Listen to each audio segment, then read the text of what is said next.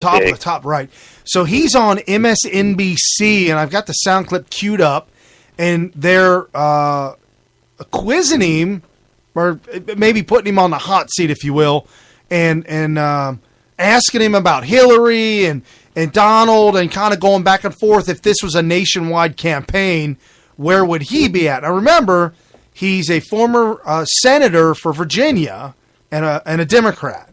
Senator, that Hillary Clinton has been wrong on every foreign policy issue since 9/11. You were in the race against her. You expressed those things. Would you have enough reservation about Hillary Clinton as a commander-in-chief that you would not support her for president? I'm not supporting anybody right now. Would you vote for Hillary Clinton?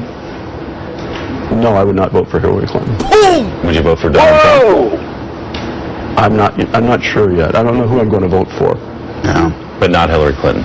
No, I don't. And this is nothing personal about Hillary Clinton, but I think the reason that Donald Trump is getting so much support right now is not because of racists, et cetera, et cetera.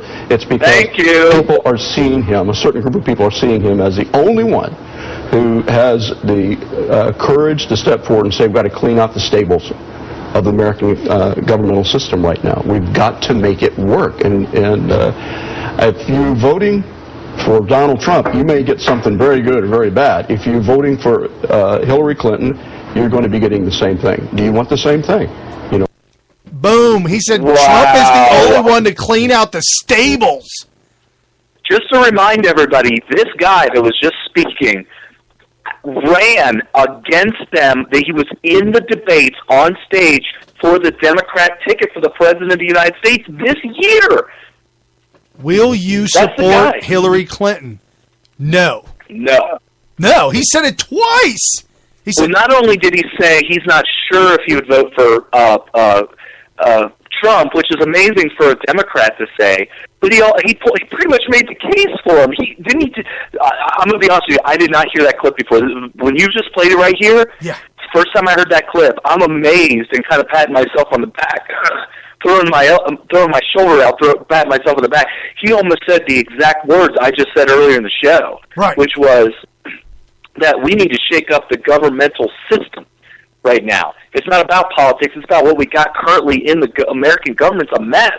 And only Trump not Cruz, not Rubio.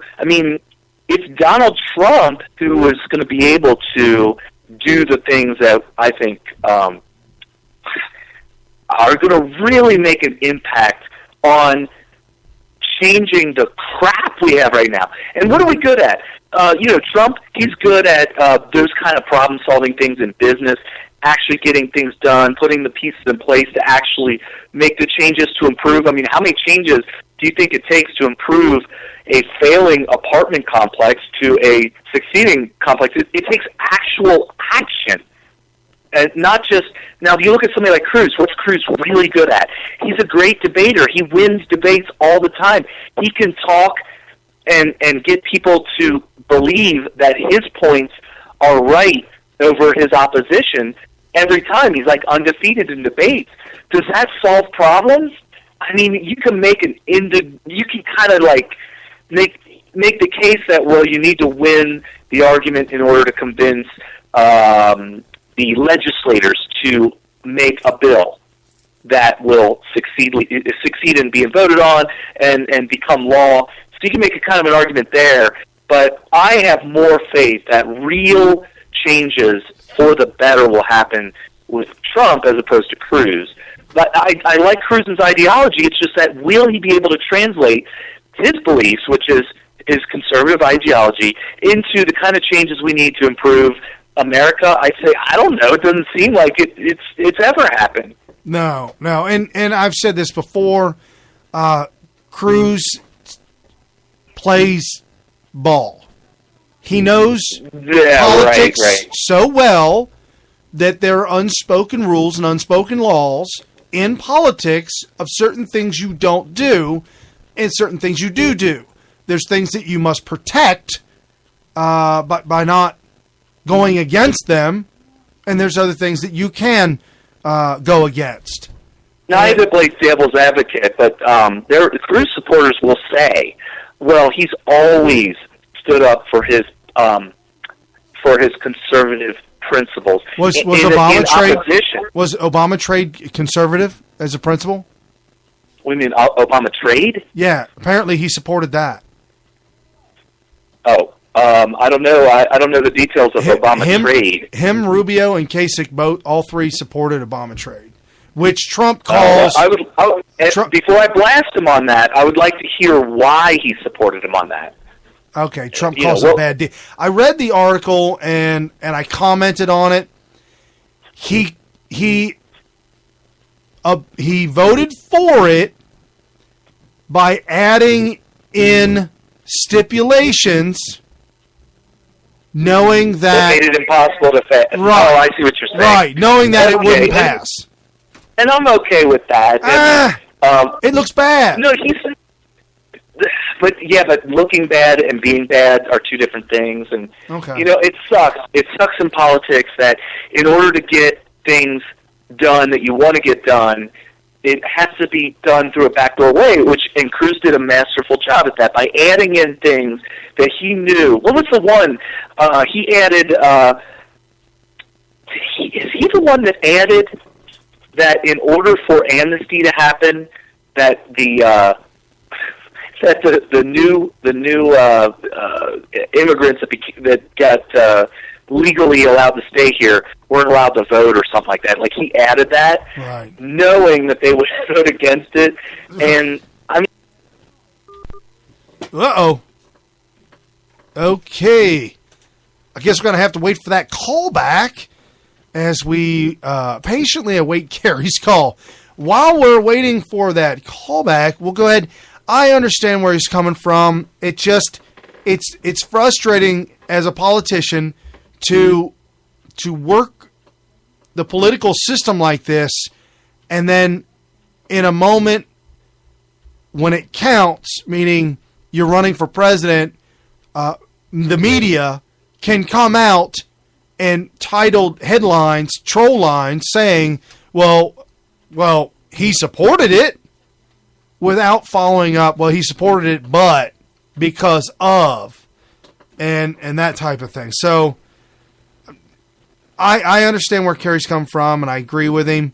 However, I think there has to be a there we go. Let's see if we got Kerry, you on the line there. Yeah. Okay. Somebody called me, and all of a sudden everything went away. But anyway, go ahead. Yeah, no, I was just explaining that I understand why he did it. I'm just not agreeing that he should have done it like that, because now, pre-presidential election, articles are being written with the headline, supported Obama trade. Or supported amnesty. And that's a shame. Well, but that's what they do. He needs to know that that's what they do. Oh, so you're saying that he needs to be able to come out and say, this is why that headline that you're going to see is a lie. Right. But he never says that. Yeah, I agree with that. When it comes to politics, who controls the narrative? Remember I'm the one that started that Democrat Rioters hashtag. And I knew it needed to happen because I knew, as a matter of fact, I was watching live. I'm sitting here eating dinner, and I'm watching the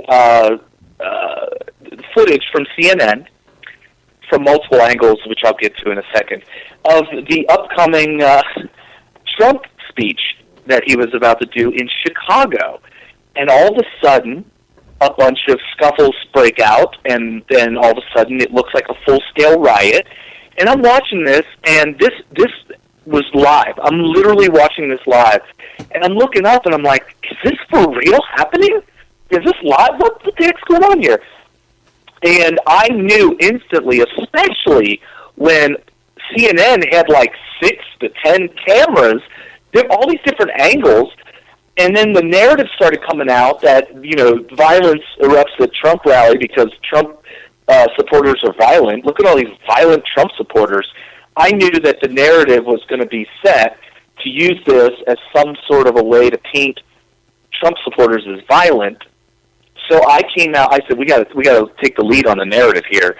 So I started telling everybody, use the hashtag Democrat Rioters. because they're going to come out with Trump rioters or Trump violence, which they did, but we needed to head them off at the pass. And so that's what I attempted to do there. Right. No, and I agree 100%. So I mean, I tried to help it get it going. I don't know. I just people started using it. I mean, it didn't go super viral, but I'll tell you what. Even if it didn't blow up where everybody was using the hashtag, it got people to realize, whoa, a narrative is being concocted here by those that are trying to manipulate the public and manipulate supporters of Trump and detractors of Trump and just Cruz supporters. They're all trying to manipulate. I mean, hell, Cruz coming out and saying that it all starts at the top is a way to manipulate the public into thinking that this was all Trump's fault. Well, yeah, he dreamed it up. And it's because of the way he runs things. It's his culture.